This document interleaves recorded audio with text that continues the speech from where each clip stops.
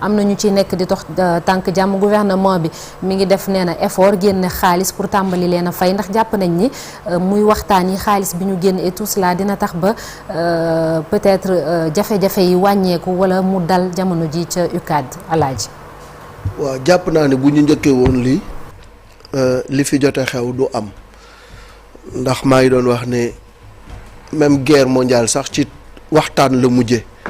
autour d'une table pour trouver une solution il fallait pas attendre que dégâts yi yëpp am ak coow li yëpp ak fitna bi yëpp pour régler le problème bi yàgg na lool parce que mat na fukki weer ak lu topp donc mënoon nañu très rapidement toog autour d'une table def ay propositions concrètes pour sauver la situation mais mieux vaut tard que jamais am na ñu nga xam ne dox nañ ci ay tànku jàmm ñu ràññee ci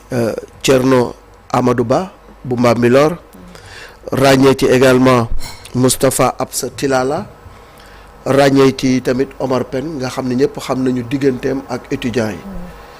mais lu jiitu loolu yi tamit am na ay waxtaan ay ndaje yu am diggante jëwriñ ji ñu dénk njàng mu kawe mi muy Daouda Ngom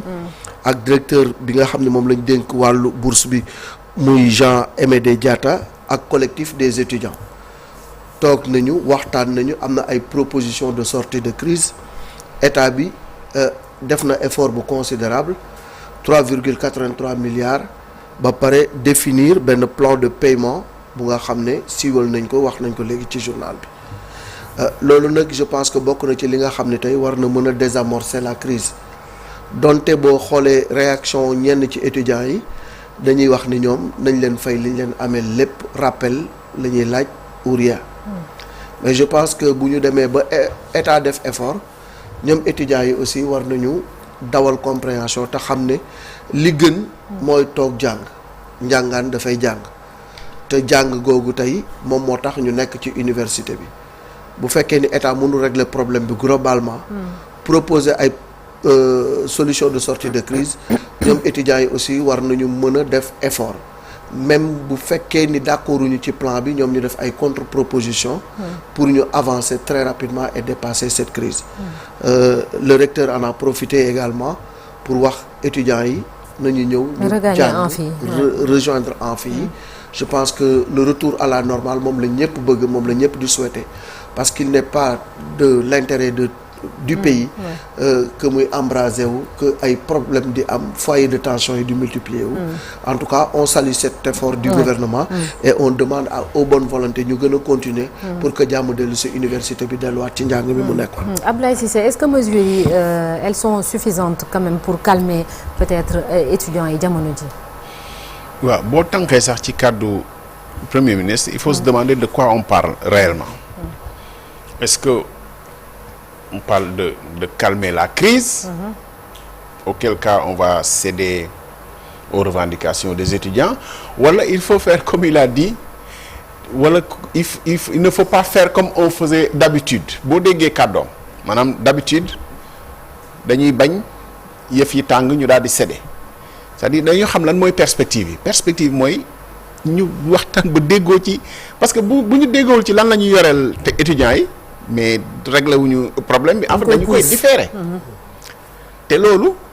boo ko différer bu dul biyoot day ñëwaat gis nga ko accord bi li nga xam ne moom la ñu proposé nii sax am na ñoo xam ne gisuñ ci seen bopp ndax ñu ndax waa L3 yi ñu ngi naan waa ñun lu tax bokkuñu ci en fait il faut ñu xam ba pare lan la ñuy discuter ak lan la ñu d'accordul surtout xaalis la lan la ñu d'accordul maintenant bu ñu d'accordoon bu état ne mën naa ko fay ci ay tranche loolu mën nañ ci waxtaan mais bu ñu déggoowul ci montant bi nga xam ne moom lañ leen yoreel je pense qu'on n'a pas réglé le problème sur les modalités de paiement on peut en discuter mais il faudrait d'abord s'accorder sur lan lañ leen yoreel dafay fàttali crise bi fi amoon ci la dette aux entreprises du privé de 16 milliards il a fallu que le premier ministre à l'époque Amadou Ba ne non nañ ko auditer ba pare on est passé de 16 à 9 milliards au moins ñu déggoo ci montant bi nga xam ne moom la ñu am mais bu fekkee déggoowuñu ci montant bi après ñu mettre en place système boo xam ne moom la ñuy fayee dañoo différer problème bi rek et malheureusement loolu du solution. C'est ça Chérif. waaw étudiants yi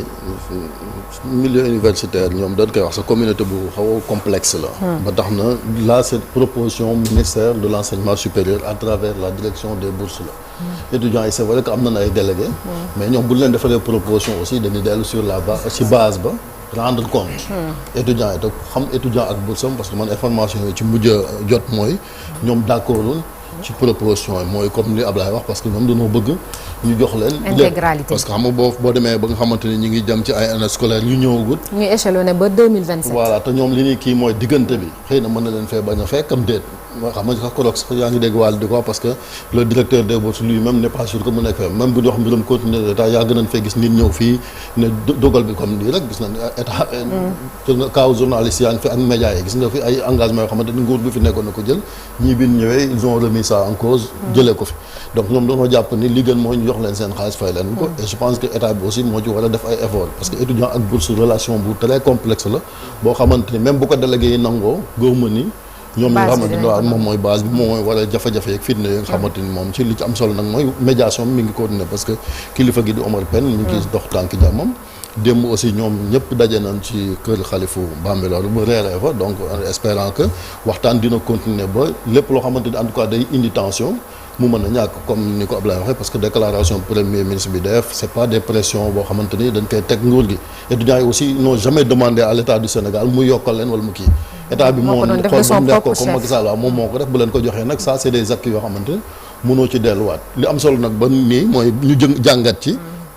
te loolu moom c'est la responsabilité des étudiants parce que waxoon naa la fii la dernière fois ne du responsabilité étudiants yi bu nee ba chevauchement am ci année yi loolu du étudiants yi defuñu étudiants yi tëjoon université bi pendant 8 mois Covid bi tamit du seen coobare donc loo xamante ni ay phénomène la yu fi amoon nañ ci jàngat ba nga xamante ni ministre de l'enseignement supérieur bi fi jógee am na ay liggéey yoo xamante ni muy Abdourahmane Diouf commencé woon nañ ko def on nous avait promis que ci année bi dina tàmbali octobre bu juillet comme nan daa def ñu tëj octobre ñu ñëwaat lan fi daan defee mais loolu gis nañ ba léegi parce que ñu ngi fi wax ay master 1 master 2 yoo xam ne dafa jaxasoo te directeur des bourses buy wax danaan transition boobu étudiant bi nekkul étudiant ban koy fay bourse étudiants yi dañoo jàpp ni ñoom dañ leen ko daan fay muy réeroo boo xamante ni tant que gindee ko woon déjà ci critères yeeg conditions yi ba ku ne xam lan mooy lan ñu duñ mën a avancer mais année yi moom il faut mu delluwaat à la normale bu ñu bëggee te li ñu gis mënut a tax année yi dellu normal parce que fitna gi taxoon nañu tëj université une semaine déjà tardé nañ ko ñu ngi jëm ci Noël et donc yeneen activité ngi ñëw day gën a compliquer situation Cheikh mu mel ni soxna Naata waxtaan dafa gën réeroo xuloo itam également donc jubóo da ko gën bu mel ni gouvernement bi ak ñi nga xam ne ñoom ñoo di étudiants yi amaana peut-être nguur gu bees bi dañuy doog a jot ci mbir mu ni mel mais je pense que lu mu ci mën di doon foog toog waxtaan pencoo ko également day doon li nga xam ne moom moo gën wàllu koppar la lu mu ci mënti doon nañ ko def carte sur table waxtaanee ko transparence également dox ci gouvernement bi xam lan moom mooy bëgg-bëggu ñi nga xam ne ñoom ñoo di étudiants yi bu baax a baax étudiants yi également wax ñi nga xam ne ñoom ñoo di gouvernement bi lan moom moo nekk seen bëgg-bëgg bu ko defee ñoom ñu mën a am benn protocole d'accord boo xamante ni donc des na ko xaatim li nga xam ne amoon na fi récemment donc ñu bañ koo nemmeekuwaat ndax bu ñu demee bàyyi gaañu daal di ci jibee loolu foog naa ne gënalul ñi nga xam ne ñoom ñoo nekk ci boobu les temples ndax loolu yóbbu bokkul ci li nga xam ne donc moom moo leen fa yóbbu nañ gën a waxtaan ak ñoom xam li nga xam ne moom moo doon seen ay soxla ak seen ay yitte donc ñu gën cee taxaw bu baax a baax ndax itam fi mu nekk ñoom concentration bokk na ci li nga xam ne moo leen gën a yitteel que fitna gi nga xam ne moom la ñuy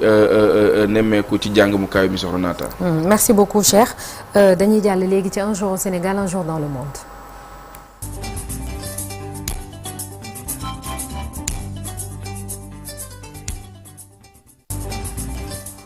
ñu taxaw